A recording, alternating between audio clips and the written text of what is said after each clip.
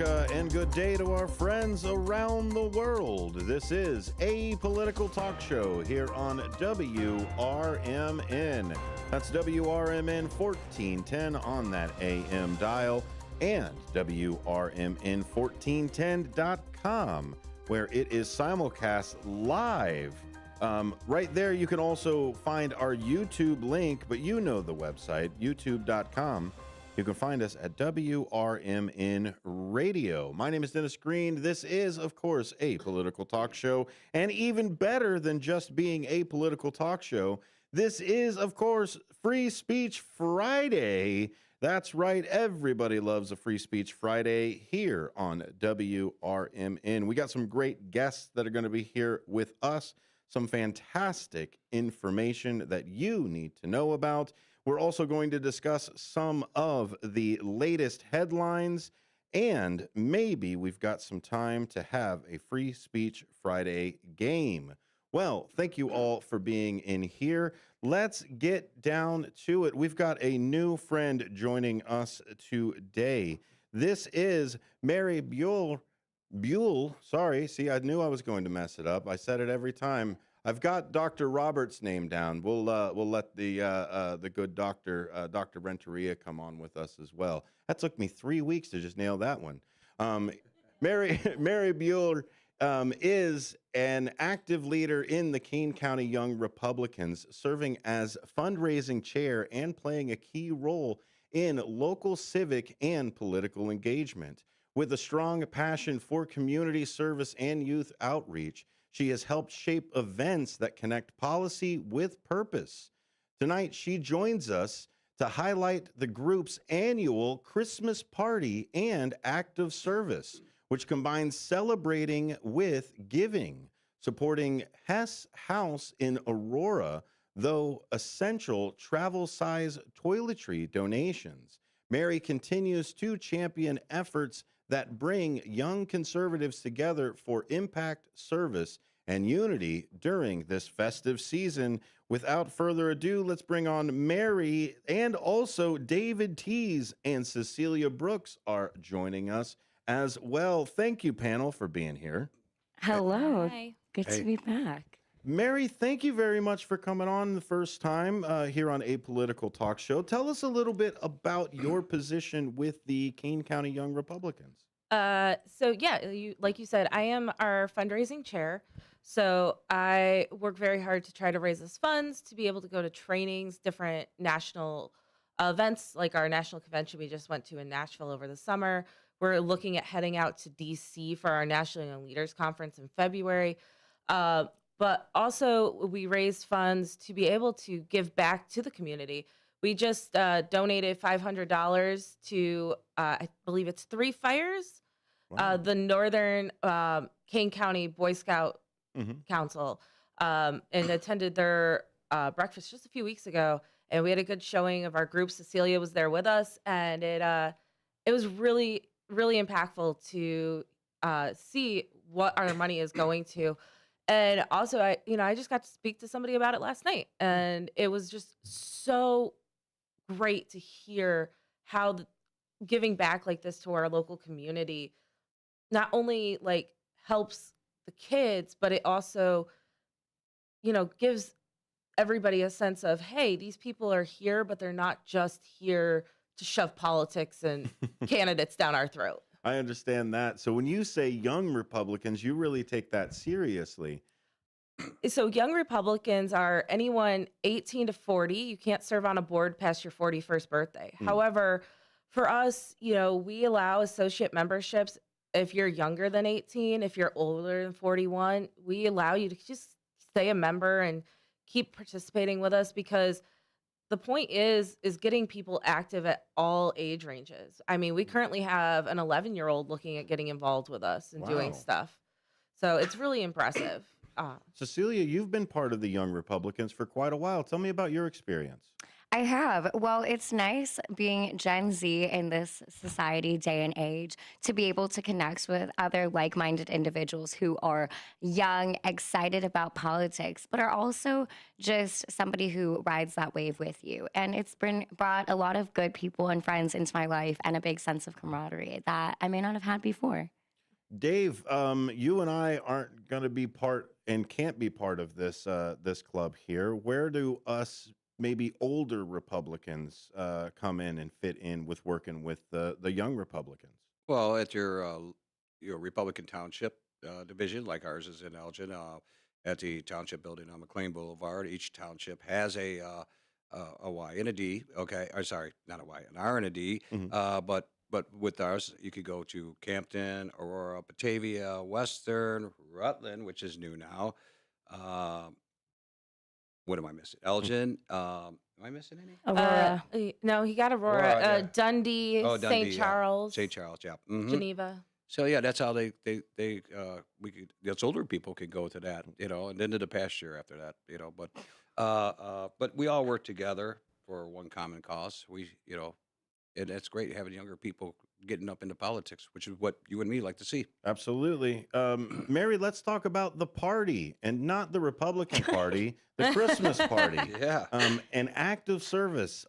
What inspired you to combine your Christmas party and a service project this year? So we try to do a service project every year, and more than one if we can. But a few years ago, we just decided that it was a great way to spend our Christmas party was doing a service project while also getting to hang out and just have like a chill kind of night.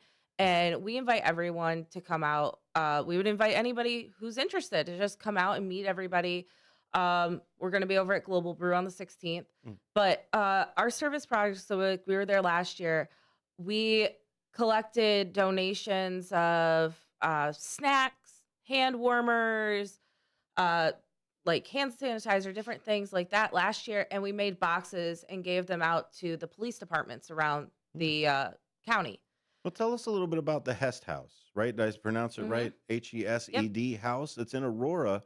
And is that what you're talking about with toiletries Yeah. and things to bring in? So Hess House serves the Aurora community, mainly the homeless community or those in need.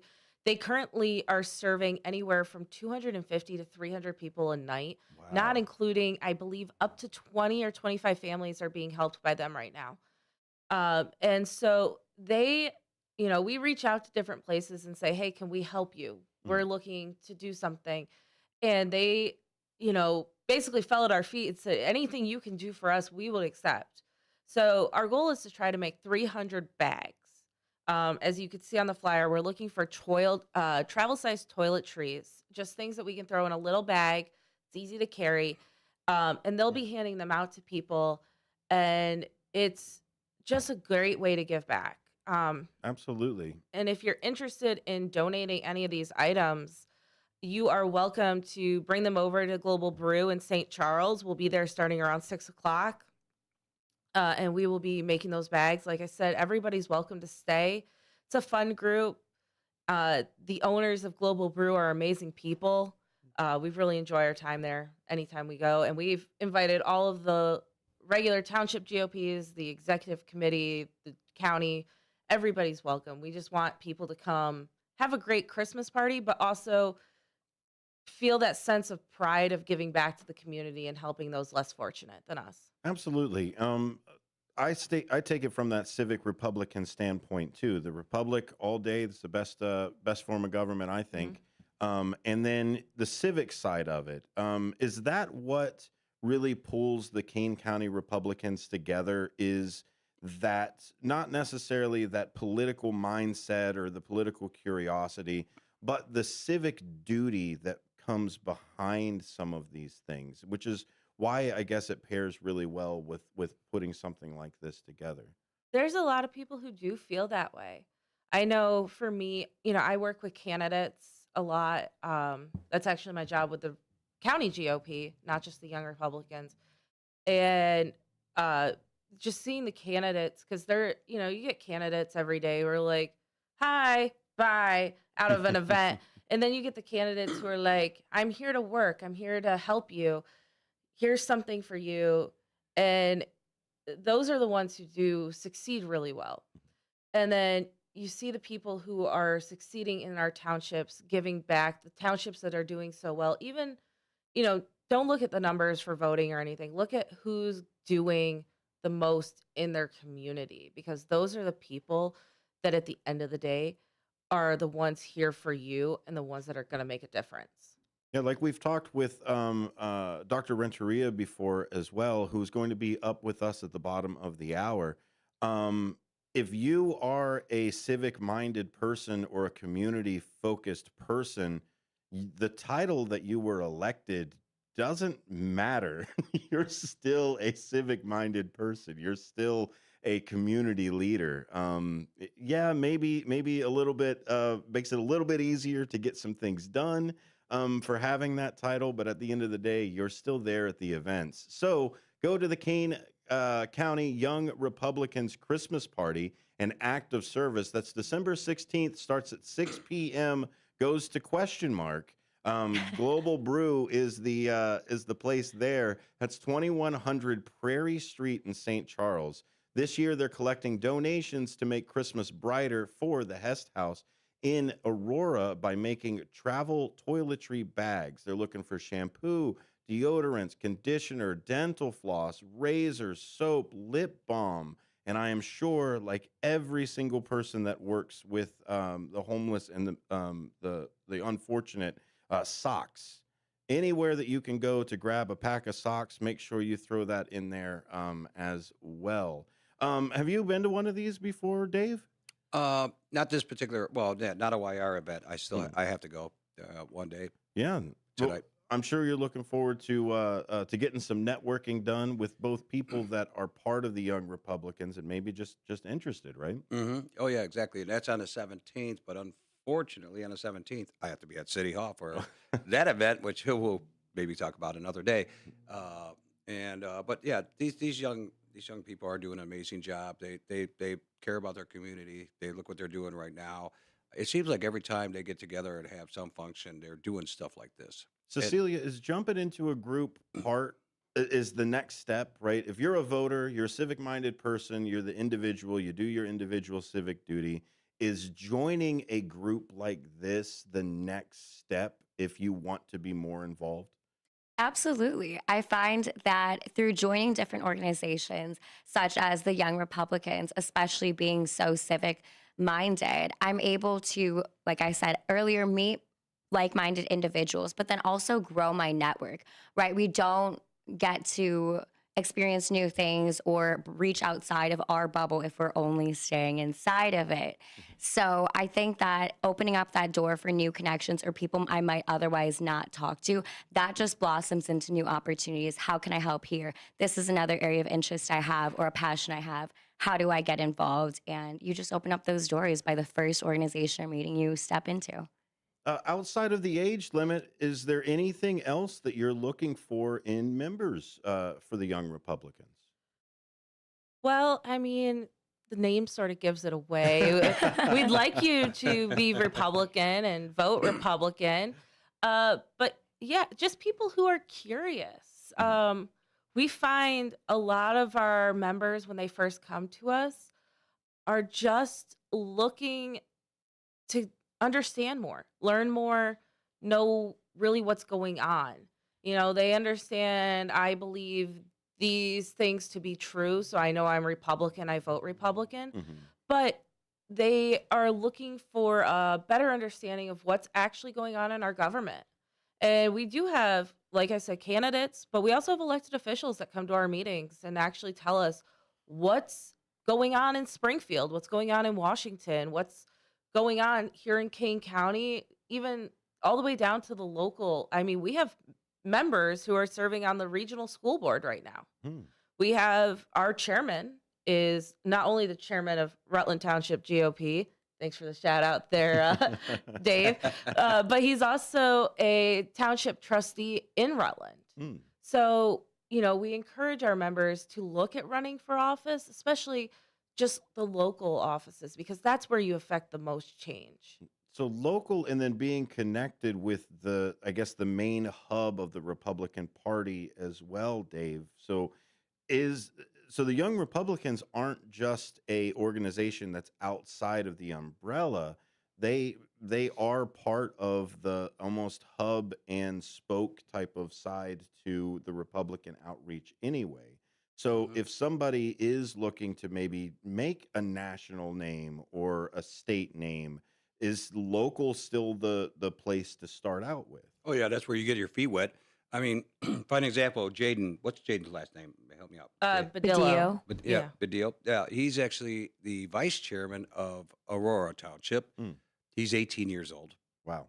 He's also in charge of Turning Point in Aurora. That is on hold for a moment. that's on He hold. is the secretary of the Young Republicans for Kane County. Yep. See, now he's got a big position, the YR position. He's involved in his community, and I'm going to tell you this right now. This kid, I think, is going to be the president when he's able to be the president. What is it? 35 years old, 40 years old. This kid has a lot going for him, and it's just, and I get to watch him grow and get involved in politics in his community. Cecilia, very young. James Becker, another very young one. You got Mary. You don't ask a woman her age. Not on the radio neither. But it's great to see young people getting involved, and you get to make new friends and like I have and have a new journey of life.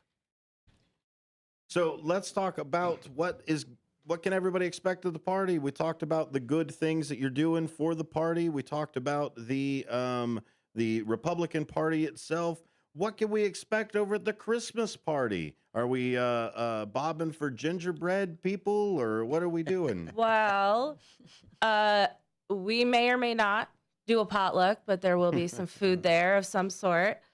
You can expect some probably pretty good Christmas cookies, homemade, right? It's Okay. true. I can attest. Our resident baker does a phenomenal job. Yeah. We. Uh, Are you the resident baker? No, I'm just wondering where my cookies are. Oh, where your cookies are. Oh, I from can- last oh, week, yeah. right? yeah. Well, Actually, I'll see you after the break. yeah. I was gonna say. Sure. I'm sure we can find you some. They may be all over my kitchen tomorrow. But we can expect just good friends and good people who want to just be, kind to everybody and welcome them in. You can also expect, I believe, Global has almost 200 different beers Wow. that you can try. We do cash bar, but it's they truly do beers from all over the country, including 2 new ones that the owner actually just got a brewery off Wrigleyville. Wow. And he just created 2 of his own. So there is a lot of variety, different things to do. We're hoping to hit the minimum so we can do this potluck that we want to do, and that could be a fun time. So Do we go to register, or do we just show up at 21 Prairie Street in St. Charles and have a good time? well, you can do both. Okay. Or, if you want to register, please email us at kanecountyyoungrepublicans@gmail.com and let us know you're coming, how many.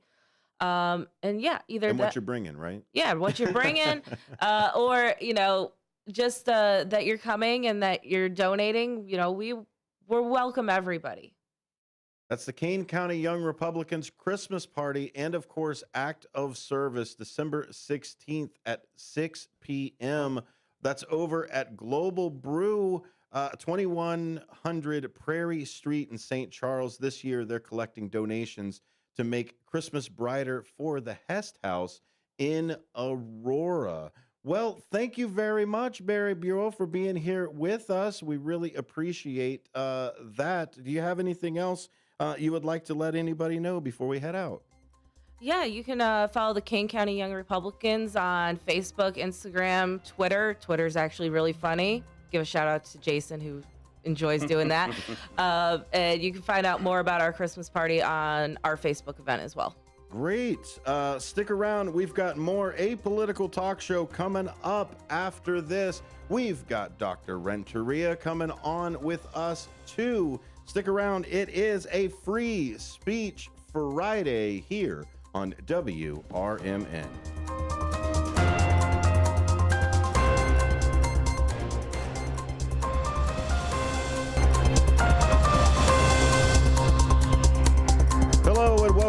to a political talk show here on the WRMN.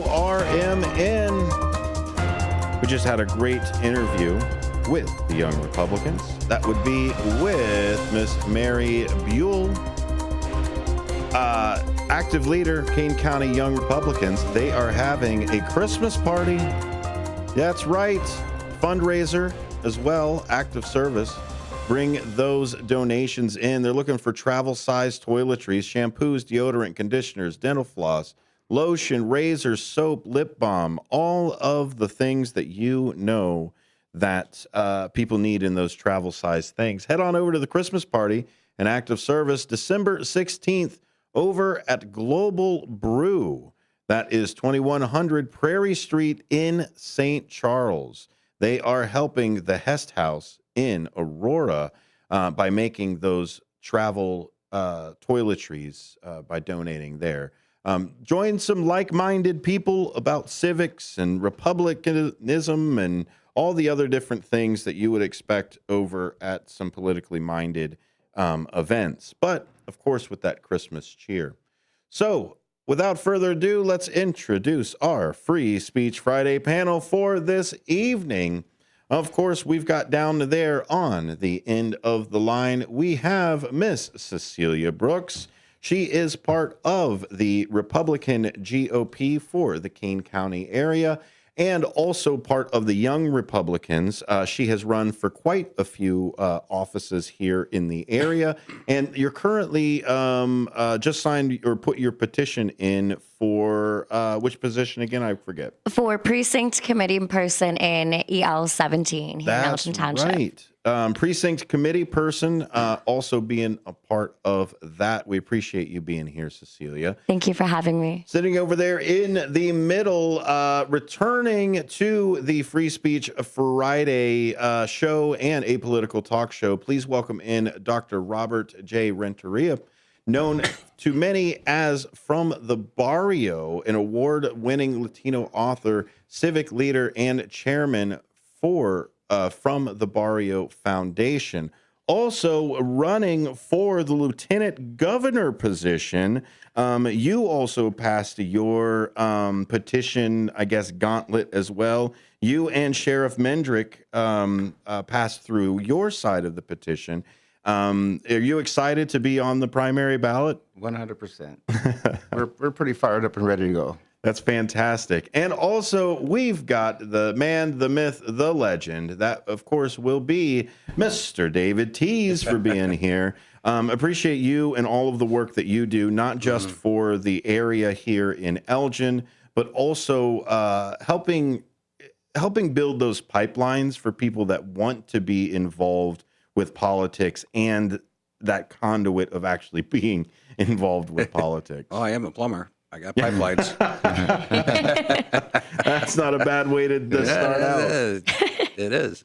So we are going to start out with something just a little bit lighter than what we normally jump into. And of course, we'll get into some more politics type of discussion here today. Of course, it is a political talk show, but let's start out with the apolitical side of it. Now, Dr. Robert, you are working with Papa John's to get a lot more of the information out with your campaign. And so my question is what topping on a pizza makes you leave the party? Like right there, you show up to the party and somebody's got this on the pizza. What's the biggest red flag that you can think of? Well, I think if people don't like jalapenos, then you're not going to eat the pizza. So, yeah. Oh, he's a guy there. Do you like the jalapenos on there? 100%, yeah. Oh, fantastic. Same question to you, Miss Brooks.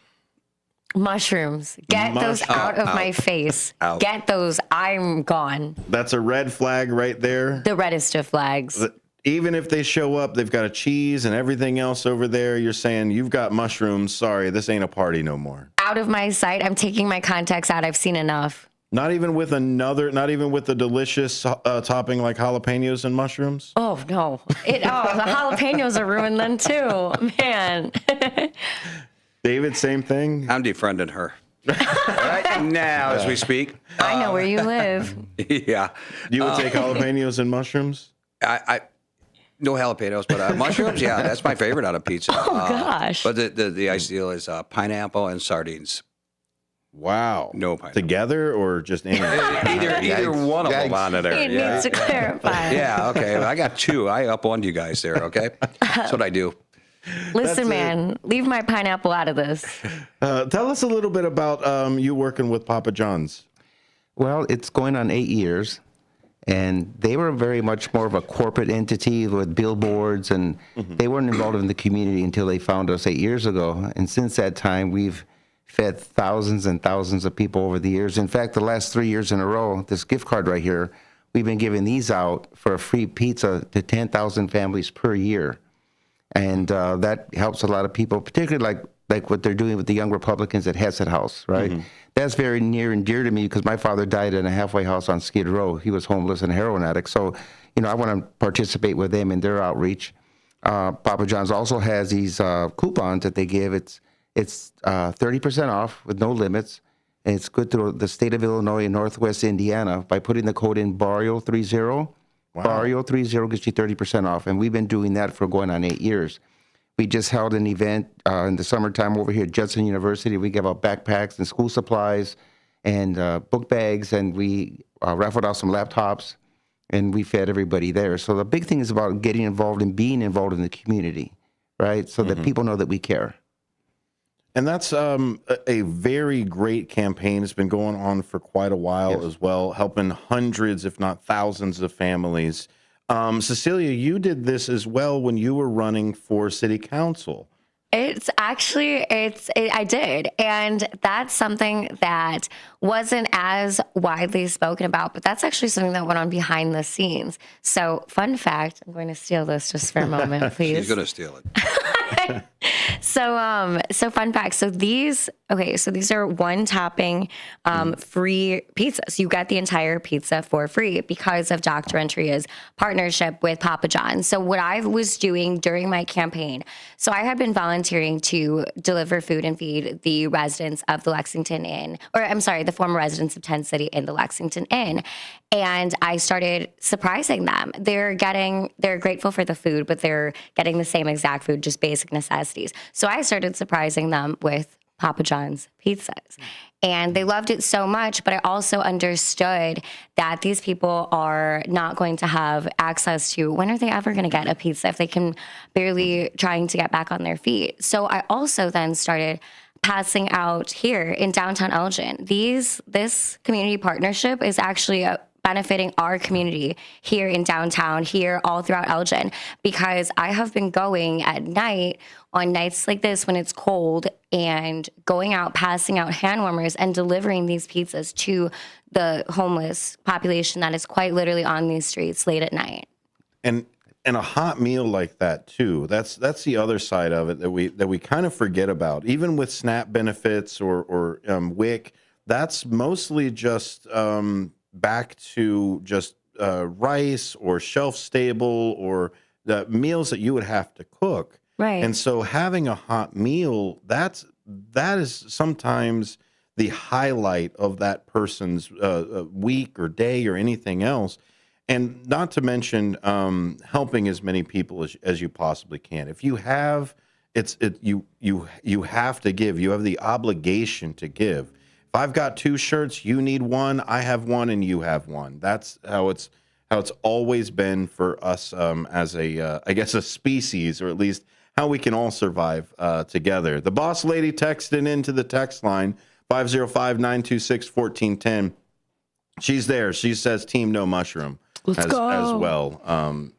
She hopped in, right? I'm there with you, man. You know what? I love the way you think. Pepperoni, mushroom, and sausage. Man, that's a great one there. Maybe an onion or 2. You know, I didn't. Okay, maybe I pushed it too far. Yeah, you did. But either way, stick around. We've got more great apolitical talk show coming up with the Free Speech Friday panel. We're going to talk a little bit about tankers and gas and maybe a few other things about the holidays. Stick around. We've got more great WRMN programming coming up after this.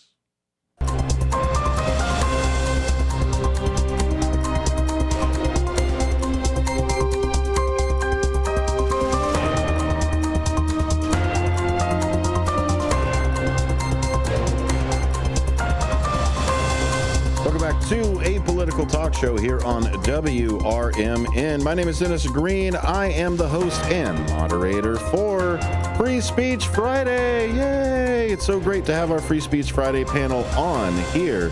Let me run down the panel. Once again, we've got Cecilia Brooks over there. We've also got Dr. Robert Renteria, and we've got David Tees. It is phenomenal to always have civic-minded people over here, regardless of party or anything like that, where we always seem to have a disconnect with local and state, and then you've got the national disconnect for things. Every single one of you are running for something, have run for something at the local level, and I include a little bit of state to that one. Let's just cut out national off of that side. We'll start with you, Doctor. How difficult is it to separate the local issues with the national issues, or let's say the national party versus the local party, or is it all kitchen table issues and we just haven't found the right font to bring the two halves together? Well, I think coming from somebody who's not political, right? Because I'm not a professional politician. I'm a patriot, U.S. Army airborne veteran who honorably served our country for over 7 years as a non-commissioned officer. So for me, it's people over politics. That you leave no man, woman, or child behind, and you understand that, right? Former military. So for me, I'm not allowing, whether it be national or local, to impact my ideology and methodology, how I want to approach the community and build coalitions. So I think that, we need to develop a ground game, which doesn't exist either locally or nationally. And we need to be both more missional and relational in order to be effective, whether it be local, state, or national. Cecilia, we talk about the candidate themselves being part of the party or part of everything else. How important is it to be an individual, even if you are associated with a party? What the doctor's talking about here is that accountability to yourself and accountability to do your part, that civic-minded side, that's beside party or anything else. So does it behoove a candidate to kind of keep the party at arm's length? No, I actually don't think so. Sometimes I think that actually may be a benefit to a candidate, because you have different issues that may relate or be specific to a party, different types of, we are critical on these social issues or what have you. But those may not translate into a relatable message. For example, what are actual Illinoisans facing? That might not be social issues or whatever that may be, that issue that they're focusing on in a federal level. So the most important thing is for a candidate to have actual values, actual, like Dr. Renteria says, mission-based principles. What do you stand on? What are you passionate about? Why are you running? Other than, are you spewing out Republican or Democratic talking points? Because if you are, I, as a voter, want to be able to see who are you as a person, wipe away party aside. Doctor, when you're a candidate, do you want the party to come to you and say, hey, I'd like you to be on our side or part of our umbrella? Or do you find a party that you already align with and then join into that? Well, for me, it's not about blue states or red states, right? It's about the United States of America, one nation under God. So for me, it's about people, right? Not party. So I think that, what I bring to the table over the last 2 decades, we're both nationally and international, helping kids worldwide. We just got endorsed by the World Boxing Council, which represents our partnership now in 176 countries around the world. Wow. So what I want to help teach the Republican Party is how to weave into the fabric of the black and the brown communities and realize that there's a lot of people who are minority, who are conservative. They believe in God, they work hard, they love their children, and they want to build a better America. So my goal, and has been my goal, is to work with people to understand that, and I'll make an example of it, right? I know that most people love the tacos and most people love the margaritas. So I'm going to challenge everybody on both sides, is that we take a a chapter out of the good book and follow the example of our Lord Jesus Christ, and let's go out there and start loving on the people, all the people. Absolutely, everybody. They didn't say which neighbors to love. We've got somebody on the phone with us. Let's go ahead and bring them over. Hello, caller. Welcome aboard. Would you like to bring something to the conversation? Yeah, this is the Dutchman. I thought I'd call you and shake you up a little bit. Hey, come on in. What Hi, do you got? Dutchman. Hey. Hey, you guys, great show. I always like everybody's perspective. And I just wanted to wish everybody a Merry Christmas and a Happy New Year and Happy you as well. Festivus and Happy Hanukkah and whatever else I can throw in there. You know, this time of year, I kind of hate the politics, you know, because I'd love to have the whole month of December as a you know, hands off. Don't talk politics kind of stuff, but you know, it's inevitable somebody will bring it up. But anyway, my point of view is I'm an ex-Republican. I'm still registered as one, but I vote independent, and I don't like what either party's done to this country. And Sonar has listened to me on this. So he basically understands. I understand a lot of what he's talking about, and I kind of like what he's talking about. The problem is we have a president that's out of control, and nobody wants to do anything. I don't understand why. I mean, I don't agree with either side half the time because all they seem to do is make a mess of working people like myself and Sonar. Mm-hmm. They're making it harder and harder to survive. Well, I understand the sentiment. Hitler? Doesn't it sound like Hitler? Well, I mean, to a certain point, everybody's rhetoric that is, I guess, more of an authoritarian side of things, because you could turn around and call the vaccine mandates authoritarian as well. So, I mean, it's a whole bunch of different things. And I guess at the end of the day, this is the argument for republicanism, at least my argument for republicanism, because that is freedom from arbitrary domination. We want to be a part of it. We want to be here engaging with the part of it instead of the government just running away with whatever it wants to do. That's where republicanism, I think, comes in, is having that voice. And where I think Dr. Renteria's point for this too is if the national side is going to just go and run amok and do whatever else that they want to do, we have to focus back down to the local and have to focus back down to the constitutional side of things, because that's where a lot of our sense comes from, even from our founding fathers. Jefferson wanted localized government. Jefferson wanted that smaller type of communities really engaging, which is why we've got the 4th article and the reason we've got the 10th Amendment. So localization, I think, is really what's going to heal us from this. Do you have any thing to say on that, Doctor? Well, somebody asked me the other day, in one word, what do you do to summarize how we bring people together? And that word is called love. So if loving each other is how the foundation of this world was built.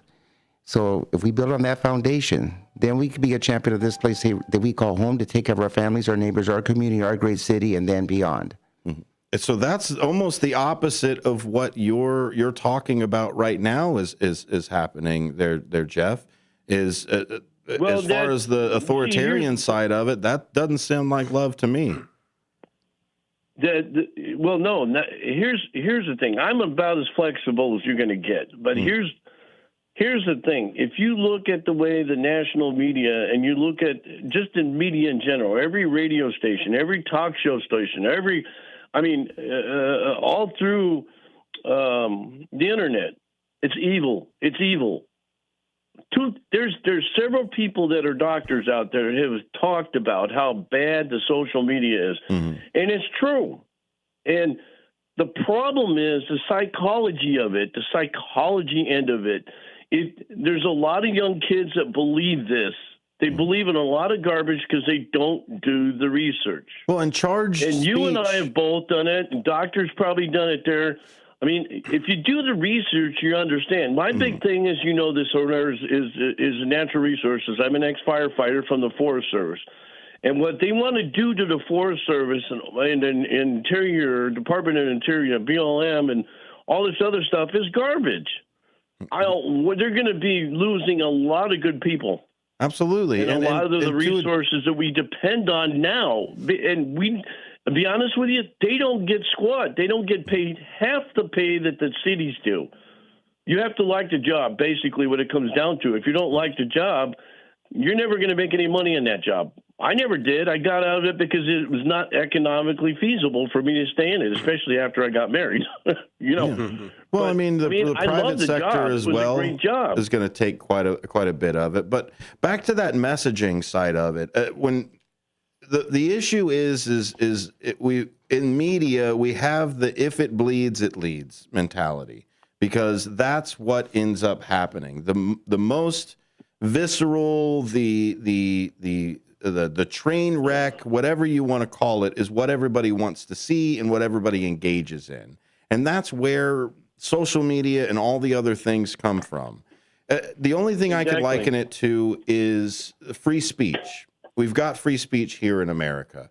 And hate speech or angry speech or anything else, that's criticizing speech. That's actually the speech that is protected. Nice speech. Hey, I like that hat. Hey, this is you did a really good job on that thing. Nice speech doesn't need to be protected. Bad speech, regardless, or angry speech or pejoratives or everything else, that's where we as a society have to figure out what type of people do we want to even engage with. Do they engage? If they talk like that, if somebody speaks like that, look, I don't speak with them anymore. I turn around and I disengage. And the more that we disengage with talk like that, the less power they have. Amen. Amen. I'm going to get off and let you guys talk. Jeff. But I want to wish everybody happy thoughts, positive thoughts. And we're coming up on, I don't know if you're religious or not, but I believe in Jesus Christ, and that's just the way it is. If you don't believe in it, that's fine. I'm liberal when it comes to that. You don't want to believe in whatever you want to believe in, but I hope then a Merry has Christmas to you, sir. that's safe and sound, and God bless you guys, and God bless America. Yes, sir. Merry God bless. Christmas. Merry Christmas. Merry to Christmas. you. So we've only got a few more seconds, actually. Jeff, thank you for jumping in. We always appreciate hearing from you. And you can see the frustration, Doctor. You can see it from this, Cecilia. You got so many different people that the national side just seems to infect everything that happens, even on the smaller level. And I don't think it's going to get less of that. No. I think for the next 10 years, they're going to show a picture of you either shaking Joe Biden's hand or shaking Donald Trump's hand, and that's all you need to win in a primary. I think that's going to be all you need. But either way, stick around. We've got more Free Speech Friday. Sticking around for this, we've got Dr. Robert Renteria, Cecilia Brooks, and David Tees. Yay!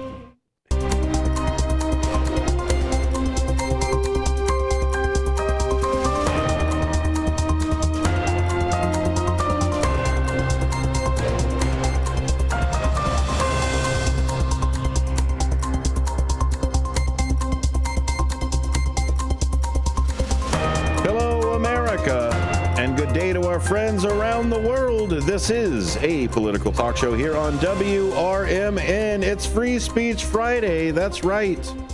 Join us over on the AM dial. 1410 is the way to go, or over on the website. You can listen live over there 24 hours a day.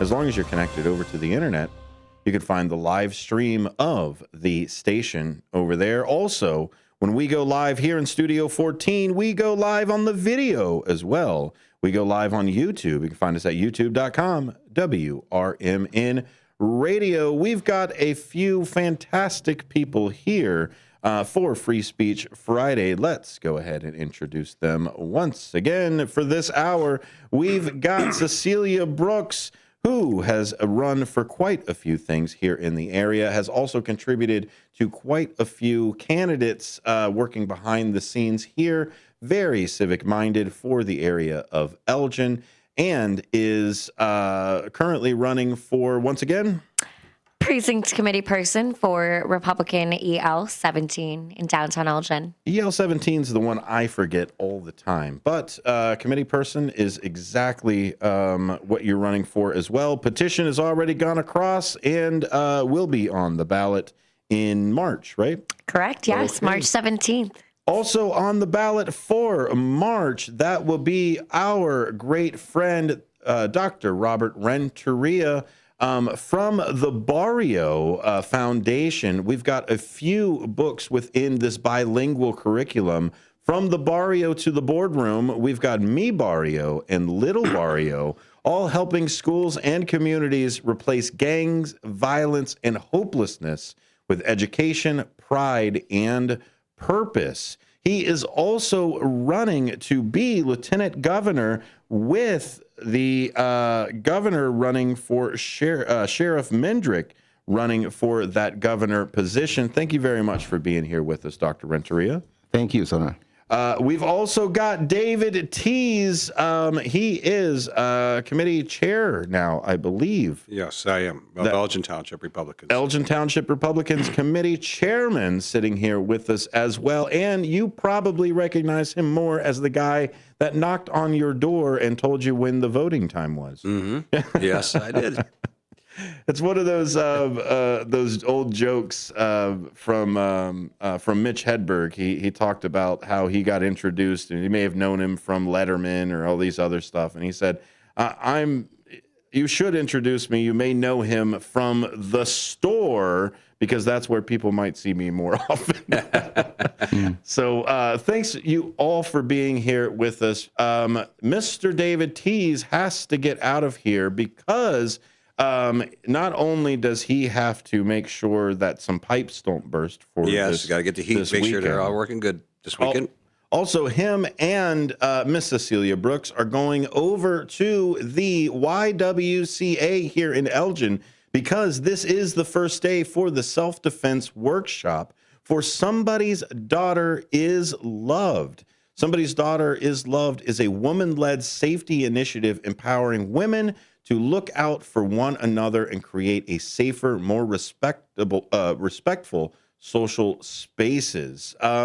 You're going over to that tonight. You tell us a little bit about that? I am, absolutely. So Somebody's Daughter is an organization that was women founded by none other than the Gia Winkler, just a fierce advocate for young women, and its purpose is to change the culture and drive this positive shift into today's society of we have a very instant gratification or very self-centered kind of culture going on around Gen Z and the young folk when they go out. So what we're trying to do at Somebody's Daughter is Loved is extend that compassion and grant the humanity to other women and creating those safe spaces when they're out in public, when they're at social events, and driving in the importance of young men also being awareness, being aware of other women and their surroundings, and also being protectors, because that's what a real man does. Absolutely. Somebody's Daughter is loved.org is the best place to go to learn all of the information about how you can help with volunteer hours or where to donate and sign up for some of these great events. Mm-hmm. Yeah, and it starts at 6 o'clock. It sure does. Starts at 6 o'clock. It's going to 8 p.m. tonight over at the Elgin YWCA. And on Saturday, tomorrow, it will be from 10 a.m. to 1 p.m. Learn from expert instructors, participate in interactive sessions, and join the ladies for a 2-day seminar led by industry experts designed to inspire and equip you with practical skills. There you go. Nice. So find out more on that at, again, Somebody's Daughter is loved.org. So without further ado, because we got to get you guys out of here at the bottom of the hour, we are going to play our Free Speech Friday game. Yay. You guys can work together as a team. I will give you the answer at the end of it. These are going to be at an 8th grade level, mostly in honor of Jacob. your new student. Yeah, Jacob learning the Constitution in 8th grade right now, and I'm glad that he's learning the Constitution and understands it. That takes me back. Here we go. Question number 1. Which amendment protects freedom of speech, religion, the press, assembly, and petition? The first. Number 1, that's right. We put it number 1 on the menu because it is the most important, right? You go to McDonald's, the number 1 is right there. The Big Mac. The Big Mac, right? Yep. You put it at the first because it's the most important one that's over there. Here we go. One example of a religion-related freedom that's protected by the First Amendment. Cecilia, I'll give you this one. The First Amendment does give us religious freedom, but what kind of religious freedom? Expression, religious expression. Absolutely. The other side of it is that the government cannot establish an official religion as well. So that also does it. Congress shall make no law for or against any religion. So even before you get freedom of religion, you get freedom against a established religion. That's it. Let's go on to number 3. We're talking about number 2. The Second Amendment is most commonly associated with what right? The right to Bear arms. Bear arms. Bear arms, that's right. It's number Bear 2, not as important as the first, but otherwise it'd be number 1. But some people argue that number 2 protects number 1. Does anybody hold that thought over here? Yes, it does. It definitely does. I think that it's very important for people to understand why the Second Amendment was ever enacted in the first place, and it is. I believe in responsible gun ownership, but to fight in a tyrannical government, which hopefully we never get to. Dang. You know, Hopefully, right? because of all the violence, I've answered a lot of questions around this space, but guns actually save lives. And nobody wants to talk about that piece. But they save lives. Yeah, well, a lot of times if there is the argument of a bad guy with a gun, right? The argument of a bad guy with a gun, when you call the police, you're trying to bring a good guy with a gun. Well, Right. Second Amendment, there could already be a good guy on the scene, right? Or protecting your family, Mm-hmm.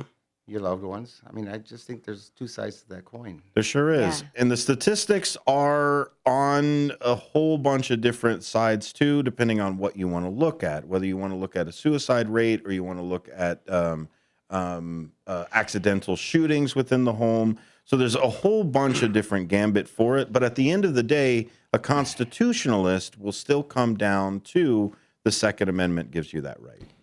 Right. That's a long conversation. Exactly. Whether it be guns or drugs or knives or cars. Somebody who is in trouble is going to find a way to stay there, unfortunately. So let's go on to question number 4. This is about the Third Amendment, the one that not everybody has to enforce too often. I wonder why it was bronze, but the Third Amendment deals with soldiers. What does it forbid the government for doing during peacetime? Quartering of soldiers prohibits that.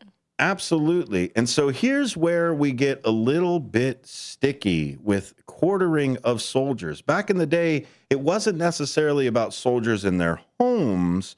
It was kind of more about standing armies. Even in the Declaration of Independence, they complained that the king kept standing armies within their cities. That's something that the people did not want. Second Amendment is to stop the enforcement and everything else. The Third Amendment is, hey, maybe we shouldn't have so many people we might have to fight sticking around. Here we go with the question number 5. Which amendment protects people from, quote, unreasonable searches and seizures. The Fourth Amendment. That's right. We are running down the gambit. Searches and seizures within their personal effects. Number 6, in simple terms, what is a warrant? And why does the Fourth Amendment usually require one?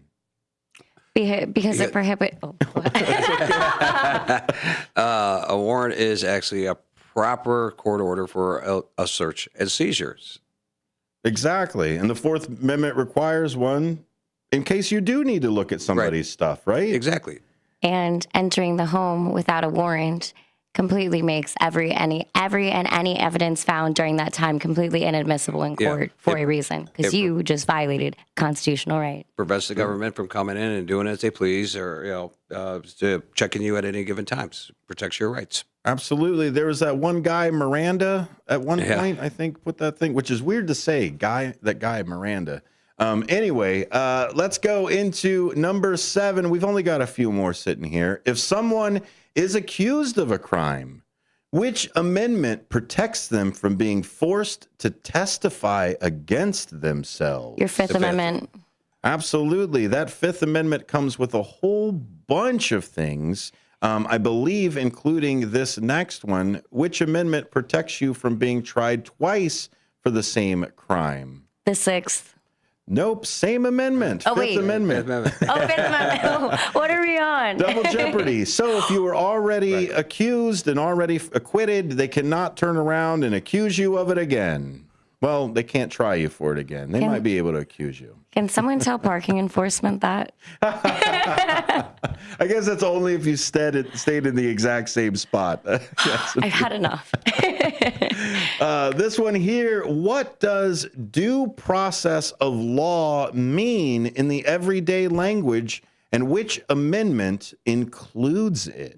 The Sixth Amendment. Okay. You have a right to a fair, speedy, and just trial. Absolutely. The speedy, just, habeas corpus is where the Sixth Amendment lives as well. The right to be put in front of a judge. And, of course, the right to face your accuser is also in there. And if the government accuses you of a thing, they have to be on the other side of the aisle in the court. Let's give you guys one more before we get out of here. You've done such a fantastic job. I would have given you all A pluses, but we're only on number 9, so we got to get 10. We get that A plus. Here we go. Which amendment guarantees rights in criminal trials, such as speedy and public trial and an impartial jury? The Sixth Amendment. Sixth Amendment. There you go. You already said it already. Good job. I'm caught up now, guys. Fantastic, everybody. Those of you that were playing at home, this was set at an 8th grade level. So that is about the average education of the United States right now. We'll see if we can increase that a little bit more. That's with everybody. Everybody's at that. All averages. So stick around. We've got more Apolitical Talk Show, not necessarily at an 8th grade level, but stick around. We've got more coming up after this. Hello and welcome back to Apolitical Talk Show here on WRMN. There's a few different ways that you could be listening or watching. I love it when you're over there on the YouTube side. YouTube.com. You can find us at WRMN Radio. That's the place to go.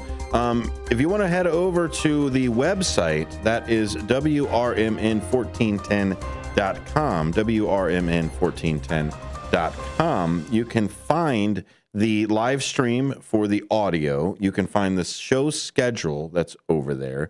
You can see some of our sponsors that are regularly here on the station. And you can also listen live at any time, and that link for YouTube is sitting over there. So all the information you need for WRMN is at WRMN1410.com. We welcome back the Free Speech Friday panel. I've got 2 of them left. I usually like to say we haven't lost anybody yet, but we did lose one. He just went down to make sure that nobody's pipes are bursting or anything like that. I mean, preventative maintenance is the best kind. We've still got Cecilia Brooks here and Dr. Robert Renteria. Thank you both for sticking around with me. Thank you both for having us. So, Doctor, in the couple minutes before we go to the break, I want to talk a little bit about your background and why you're running for lieutenant governor. I think the reason that you're running for lieutenant governor, I think, really fits well with the background that you've got. So. Just talk a little bit with our audience about where this transition is coming in for you. Well, in short, I lived a very dysfunctional lifestyle, and I come from a background of gangs, violence, drugs, abuse, school dropout, and my future was either dead or in prison. But God gave me a pass, and I joined the military honorably for over 7 years as a non-commissioned officer and U.S. Army veteran. I came to Chicago in 1990 with $200 in a duffel bag.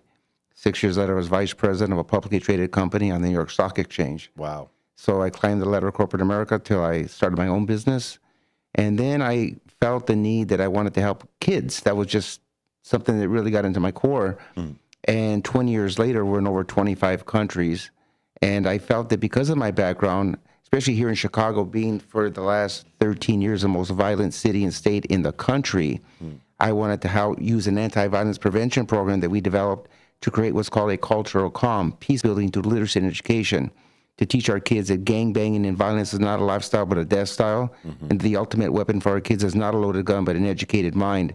And further, because my mother was abused very badly when I was a child as well as myself, to teach our boys and our men that there's no excuse for violence. You especially never, ever, ever put your hands on a woman, because women aren't just beautiful and smart, but because women are the greatest gifts that God ever created in this lifetime. Absolutely. I'm there with you too. Yeah.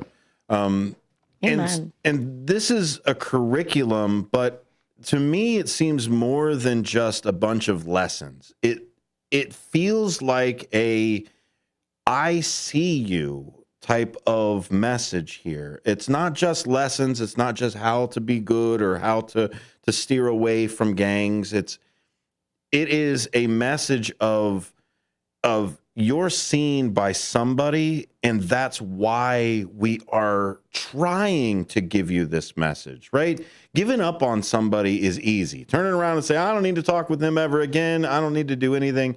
Not giving any energy to somebody isn't that love word that you were talking about before. Right. Telling somebody how to correct and how to be a little bit better, that's where true love is. Well, at the end of the day, although the books have my name on it, it's not really the Robert Renteria story. It's their story. It's our story. It's a story of people who come from tough places, work hard, make a lot of sacrifices, and in the end do whatever we have to do legally to come out clean on the other side. And it's helping people to realize that they're not alone, to your point, and to help men, women, boys, and girls. It teaches them how to make a way out of no way. Well, when we come back after the bottom of the hour here, we'll discuss a little bit more about your candidacy for lieutenant governor. We'll also talk about Sheriff Mendrick as well, your running mate. And we'll talk about your philosophy of why do you need the title to get the thing done? Why do you have to wait for the voters to tell you to get involved with the community? 100%. Amen. Stick around. We've got more Apolitical Talk Show coming up after this. You're listening to WRMN 1410. Head on over to WRMN1410.com to learn more about this show and all of the great programming that we've got here in the Fox River Valley.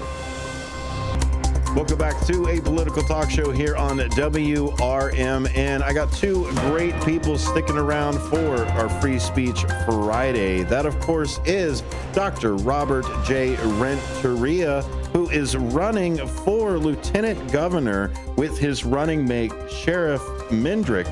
And we've also got Cecilia Brooks, who is also going to be on the ballot as well in March. I don't vote in the primaries, but I'm glad that you guys are getting over there.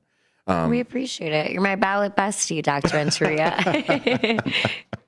That's great that we're all working together, especially under a civic-minded approach. And that's what I want to talk to you guys a little bit about.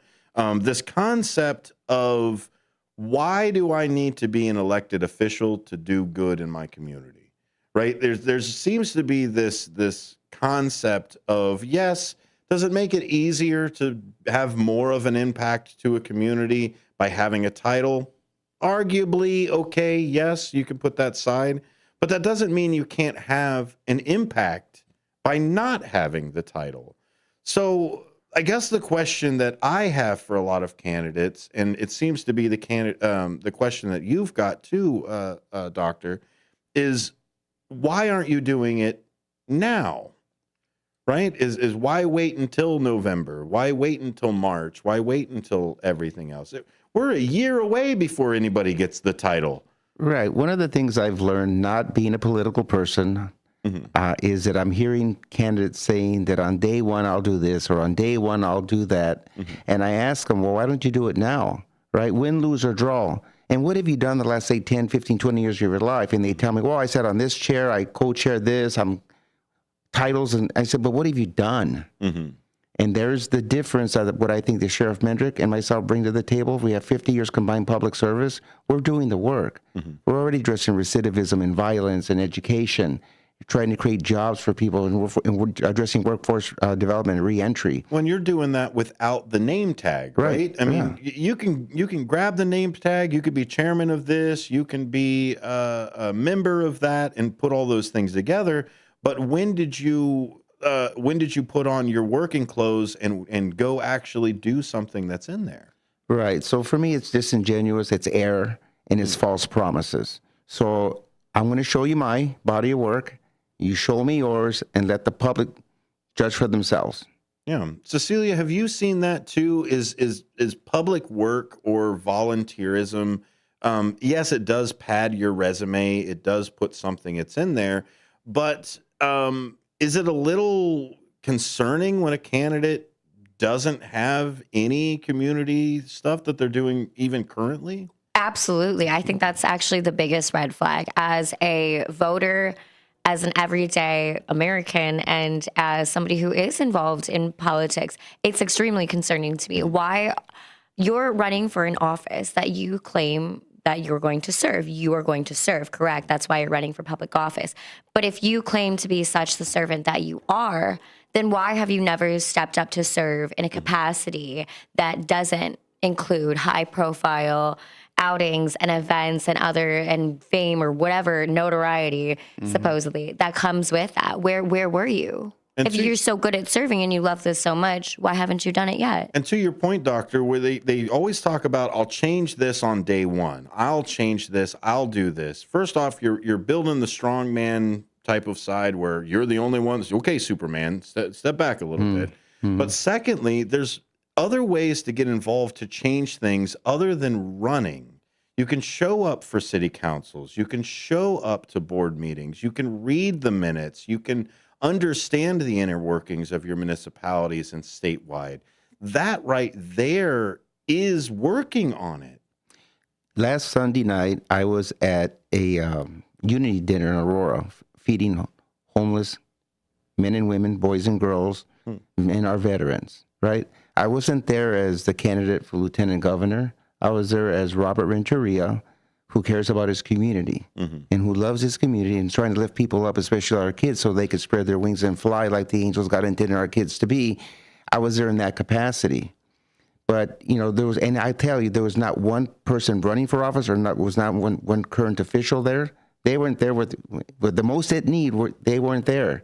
But yet you see them on the podium and they're going to do this, that, and the other. I'm going to change it. I'm going to do this. I'm going to be there, right? Proof's in the pudding. Let's get to a caller. We got somebody calling in, 847-931-1410. If you've got a question, 847-931-1410. Hello, caller. Welcome aboard. Oh, thanks. Yeah, my grandfather and my mother were politicians, and this was long ago, long before Ronald Reagan. And when Ronald Reagan came in, he started claiming that government should be run like a business. And if you know, here we are in the 250th birthday of America. It was not intended to run the government like a business. It was supposed to be run as a nonprofit. Yeah, as a And government, right? Yeah, the government, you raise the taxes, you raise the exact amount of taxes to run the schools, the exact amount of taxes to run the fresh water system, the sewage system, the libraries, and you don't want to run the sewer system as a for-profit system because somebody might filch the money and you'll have sewage running in the streets. So Ronald Reagan created this false dream, and it's been foisted on us for well over 40 years, that government can be run like a business. And it's dangerous because when you were just talking about bonds a little while ago, in the earliest days of America, a wealthy person would be encouraged to donate money to the hospital to build a new wing or an operating room or some addition for the community, an enhancement for the county, an enhancement for the town. And they might have done it as a bond issue, but the bonds were, 1.5%, sometimes even less than 1%.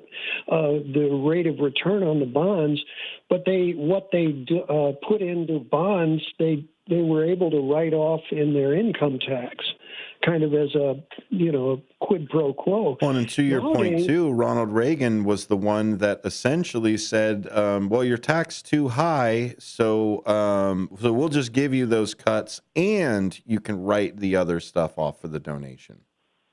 Right. Yeah, and he was cheating America, and that's where we are today.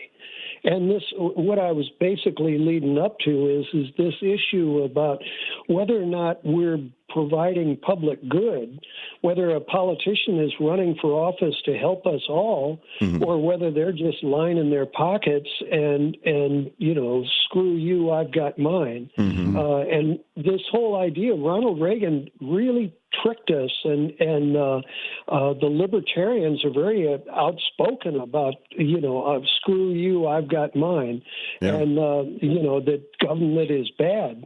I take such offense at that, and I'm just wondering if your guests have got any position on that. Yeah, go ahead.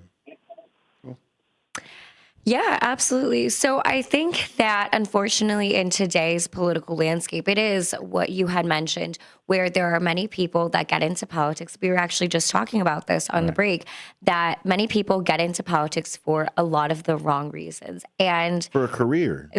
Yes, yes. And we hear the term career politician. I don't think that is a loaded term, actually. That term exists for a reason, because there are far too many people out there who work at a statewide, mostly a federal level. I believe I see it most, but even local, at every single election cycle and every single level of government. You have people that are corrupt, that do not have the best intentions, that are very minded, self-centered, self-minded. That screw you, I've got mine and I'm in power, figure it out. It's not my job. I'm the one in power. Well, caller, I think to your point, the profit or the run it like a business, like most of the businesses, I think the profit went to the board, and the board just happens to have 538 members. So, well, I think when you dehumanize people too, that money, not only do you lose the monetary value, but you also lose the trust of the public, and that is priceless. Right. That's why at the end of the day, I keep saying this is about people over politics. It has to be. It has to be. It's the only way we can make it better, right, caller? Well, right, and when you think of all of these different systems, like the fresh water system, the sewage system, the education system, those are all portions of self-preservation. And that if we were to be forced to go bend down and drink out of the stream, we'd all be getting poisoned. And the idea that we're putting our money into April 15th pot in order to buy ourselves something good and to build it to last. build a sewage system that really works, build an EPA that really cleans up the skies, build a health department that provides honest information so we don't have epidemics. And there are people who are going out of their way. This Project 2025, I wonder if your guests have got any opinion about how to stop them, because it's pretty clear to me that they do not want America to advance. When you look at those Doge cuts, they ripped apart our self-preservation system. And I look at much of what they cut. You know, if big polluters are part of Project 2025, they don't want to get caught and they don't want to have to clean it up. And so if they cut apart the EPA, then they're destroying the evidence of their pollution. If they rip apart the courts, they're destroying the opportunity to go after them. If they basically find ways of hiding their money and sending it overseas to hidden funds, why else would they have destroyed the Department of Justice fraud division? Well, I think, caller, what you're jumping into is that same neoliberal type of side to it, of if government's supposed to run like a business, what's the best thing that would runs a business? Well, it's business. So let's give more money to all of the business. And now you're back to, instead of giving people welfare and constituents welfare, you're giving businesses welfare to privatize the government. And now you're back into that same overinflation side of it. I mean, it's a hard mess to clean up. It's going to take people turning around and saying we need to take cuts. We need people that don't want to enrich themselves for being there. I think it was Eisenhower that said, find me somebody who enriched themselves during, a politician who enriched themselves during their service, and I'll show you a crook. Because honestly, it's getting to that point now where everybody who jumps in the national scene comes out more wealthy than when they came in. Absolutely. And we're living in a space where there's conquer and divide. So, I'd like to Go ahead. Continue that conversation. We'll share my phone number, and I'd like to talk to the caller. And absolutely. Afterwards. What's your phone number? I can be reached directly at 312-933-5619. That's my personal cell phone, and I return all calls within 24 hours. Give it out one more time. Please, I can be reached. This is Dr. Robert Renteria, running for Lieutenant Governor, at 312-933-5619. Caller, it looks like you've got a new pen pal. Hey, well, I appreciate the attention to this. I'll just wrap up with the idea that, Thomas Paine was one of the founders, the founding fathers. He was the guy that came up with the catchphrases that helped win the American Revolution. And he described, I think it was maybe even the opening sentence of his first book, Common Sense. And he talks about the difference between society and government. And society is the things that we all agree on, and there's no dispute. Government is when you have a function that needs to be maintained, and the pot of money, the April 15th pot of money, goes toward making sure that the freshwater system is there. And he goes a little into it about how the responsibilities of maintaining these various departments of government, you'll end up with sometimes people very eager to maintain the system, and sometimes you'll have lazy people. And Thomas Paine is very pro-society and a little skeptical about government, because he realizes that there's going to be a time when there won't be enough money to maintain the function, and that people will blame the whole government because one function doesn't work. And I can think specifically, I think it's West Virginia, someone made the dumb mistake of making a freshwater plant downstream from a big polluter. And so, you really need the zoning department to know what they're doing.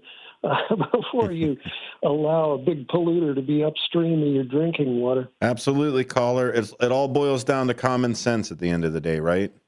That's That's it. my little Thomas Paine pun there. He'd be proud. Thanks for calling. I appreciate that. Thank you. Thank you. Good holiday. You too. Happy holidays. Enjoy. So yeah, I mean, have we seen that disconnect? Not only necessarily from the national side, but even from state or local. Have we seen that disconnect from the people that are supposed to represent the people in general and end up only representing people like them? Well, I was at a forum that I was trying to help a few months ago called The Pathway to Victory. Mm-hmm. And part of it is being relational, being missional, loving thy neighbor, breaking bread, and this one person came up to me who's running for office. He says, Dr. Robert, he goes, all I care about is money and votes. And I said, well, I can't help you. Cecilia and I were talking just this morning about, I asked her, do you have any flowers or a garden? She says, yes, I do. You water your garden? She says, yes, of course. I said, why? She goes, I don't want my flowers to die. Mm-hmm. And so we have to water the garden, right? And we have to spend time with our communities. Elgin, as I mentioned before, is 62% minority, 38% white. So the minorities are no longer the minority, they're the majority. And I'm not going to say, look up, baby, here they come. I'm going to say, look up, baby, we're already here. Mm-hmm. So it's time. There's no tomorrow. You can't kick the can down the road if we don't get involved with our communities and love our neighbors and make nice with everybody, because we're in this together, then we're going to continue to lose races. How important is it, Cecilia, because you've met and worked with so many different candidates, how important is it for a successful candidate to already be doing something? I mean, not to the point where, or I guess not to the point where like we're doing it for the candidacy, but just that ever since they woke up a couple years ago or 10 years ago and decided, you know what, I'm community focused regardless of what I'm going to end up being. It just happens that this job open is here. How important is it to really find those people that are already community leaders and make them into candidates? That is essential. So it's interesting that you bring that up, because I need a candidate. If I'm going to work with you, I'm going to need you to be genuine. I'm not going to throw my weight behind you. I'm not going to throw resources or I can't sell you. Even if I genuinely like votes and money? Yes. It's tough out there, but I can't sell you as a person if you aren't giving me a product. Mm-hmm. I can't go out and speak as to who you are. I can't draft up a message that incorporates and encompasses your values, your family. What do you care about? Why are you running? I can't make that up. So if you bring absolutely nothing to the table, if you're a shell of a person, there's nothing more I can do for you. But if you are active in your community, I can literally, all I have to do is say, hey, you already know so-and-so, this is your neighbor. This is the person that you see on your kid's soccer team. It's their parents or whomever. But the disingenuous candidates are something that I see far too often, election cycle after cycle. And it's the same type of copy paste. Mm-hmm. They bring no substance, and the truth hurts. I'm sorry, but I'm not. They bring no substance. They have no community roots, no connections or reason to be involved. They're just kind of there. And I see those copy paste the following cycle because they bring nothing to the table. They don't care about their community. They care about money and votes. They lose because they have nothing to. When you stand for nothing, you fall for anything. And then after they lose, everybody forgets about them because nobody even heard about them prior to them running. And then the next cycle repeats, and it's somebody new, copy paste. Dr. Robert, is that why the primary is so important? Because it weeds out candidates like that are essentially just waiting to run unopposed? Well, that's part of it. But in order to have good candidates, we have to get out of our sandbox and we have to get out and meet the community as a whole. I personally have served on the board of directors for every single Hispanic chamber throughout the state. Wow. I've been or a member, right? So I've been very committed to giving back and being part to understand the fabric. And again, I think that we're talking about the Republican Party because I'm on the Republican ticket. Mm-hmm. But for me, it's not even about running as a Republican. I'm running as a candidate who cares about people. Mm-hmm. And I think that others who run for office, if they're not involved, they're not going to get my vote. They're not going to get my money, because if you have no track record, so for those listening who are in office, get out of your sandbox, go out there, meet the people where they're at. And in this case, if we break bread, we go red. It's never too late to get involved as well. In the last couple minutes that we've got here, Doctor, will you tell us a little bit about the curriculum from the barrio to the boardroom? Okay, great question, and that's something that I can answer easily. This book here, From the Barrio to the Boardroom, is for middle schools and high schools. It's a bilingual book, and it comes with an academic curriculum, addresses what's called critical thinking, conflict resolution, social-emotional learning. It aligns with the Illinois State Learning Standards. So if you contact me, I will send it to you electronically at no cost to all middle schools and high schools throughout Kane County, the state, or across the United States. So if you're a teacher, principal, counselor, social worker, please reach out to me. So that's 7th grade and up. Because of the gang recruitment starts in the 3rd grade, I wanted to craft a book to cut the umbilical cord to the gang recruitment. So this book here, Mi Barrio, My Barrio, My Hood, it's a very, very well-received book, particularly by kids who are like in inner city schools yes. And that one is more based off of a comic book type of illustration. Yes, it's a very high-end graphic novel comic book. So we brought the Barrio book to life. So that's 3rd grade and up. There's also a faith-inspired curriculum to get kids in the Bible study, lead them to Christ, so our kids can see the promised land. So if you're in ministries or churches, get a hold of me, and I will send it to you electronically at no cost. That's the important piece. We talk about actually doing the work. I self-funded this entire program over the last 2 decades. Wow. So I didn't take state or government funding. I cared because I wanted to make a difference. And then I rounded it off by an activity coloring book called Little Barrio. So over the last 20 years, we've developed a comprehensive, bilingual, non-generic, culturally relevant book series and program that resonates with the youth and promotes academic achievement. And I want to give a plug out. I just signed papers to sign on with a company here locally called Intrigue Films. So we will produce the first Latino Christian mission-based film in the Christian film industry. Wow, that's going to be great. And then with your international recognition with the World Boxing Council as well, from the barrio to the boardroom, absolute great curriculum. From thebarrio.com is the best place to go. And then Dr. Renteria, give your cell phone out one more time. Okay, you can reach me at 312-933-5619, and I promise you, I will get back to anybody and everybody who calls me. And for those who want to sit down and take a meeting, we can do that as well, one-on-one. Lieutenant Governor candidate, you can call. My goodness, what more can we ask for? Stick around. We've got more great WRMN. When you're high, you feel different. You think different, you talk